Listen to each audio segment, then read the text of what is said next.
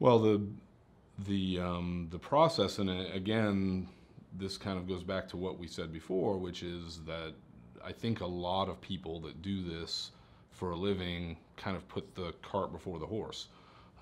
Everybody approaches the process from the visa side. So when people are in your circumstance and they're thinking about doing this, usually they start the process by saying, well, I know that I need to get a visa. I know I can't just go to Florida and get off the plane and start working or buy a business, or so they usually start with the understanding that I know I have to get a visa. And so the first stop that they make, or the first thing that they do, is to go try to find out information about visas. And that's fine, but in reality, the visa part of the process is really secondary, because the E2 visa requires that you have to make an investment in a business that's going to qualify you for the E2 visa. So our approach to the process really takes the cart and puts it back behind the horse again, and focuses at the beginning on the investment. So to answer your question, the steps to getting an E2 visa are, first of all, finding a business that is going to qualify. And we, as a licensed brokerage firm, we help people every day to identify businesses that are going to qualify for the E2 visa. We pre-qualify the businesses so that people aren't wasting time going back and forth to different lawyers, different brokers, finding businesses and then going to meet with somebody and then them saying, nope, that one's not going to work. And then they send you back and you go find another one and bring it back to your lawyer or consultant. Nope, that one's not going to work.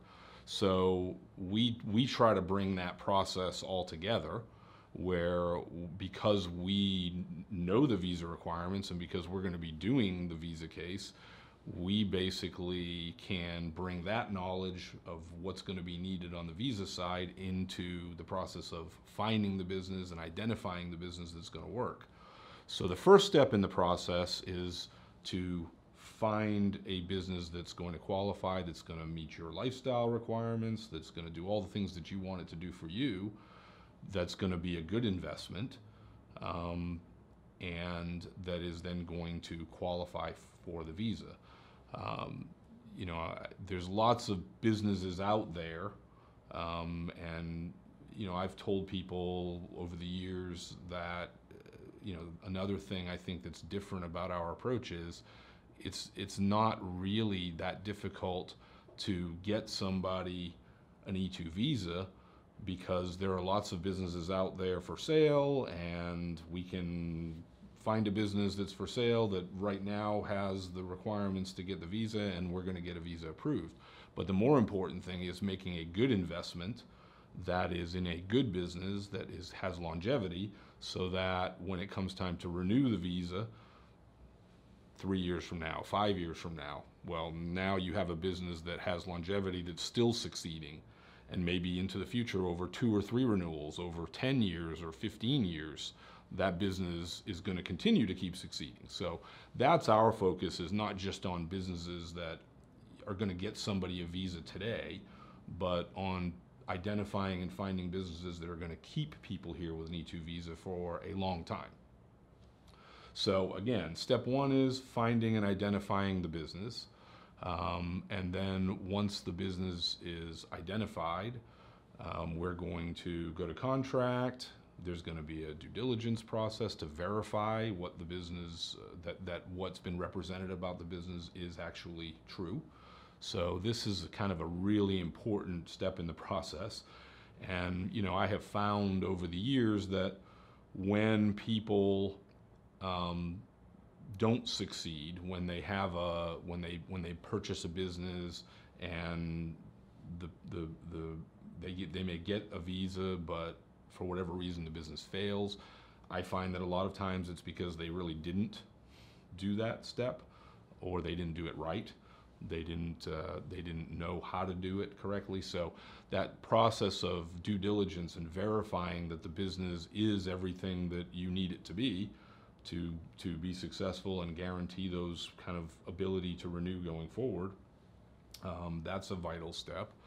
And then once you clear that contingency, that due diligence contingency, then that's when the visa starts to come into play. So now, once we know, okay, we've identified a business that we know is the business we want to buy, we have pre-qualified it and feel like it can do what we want it to do and that it's worth buying. We've done the due diligence to verify that everything that was told to us, all the various financial figures we were given are accurate. Now the next step is to say, okay, let's go ahead and get the visa and let's go ahead and apply for that. So really, you can see why I said at the beginning that a lot of people focus so heavily on the visa as being the goal, when in reality, the purchasing a good business and making a good investment, that should really be the goal. The visa comes in way down the road, and if all of those other steps have been done well, then getting the visa is really not going to be a problem. At that point, all we're doing is taking these facts that are going to work with a visa case, and we're just putting together the case and sending it off and then waiting for it to be approved. Once the visa is approved, at that point we're going to close the deal, and then you're going to start living and working here.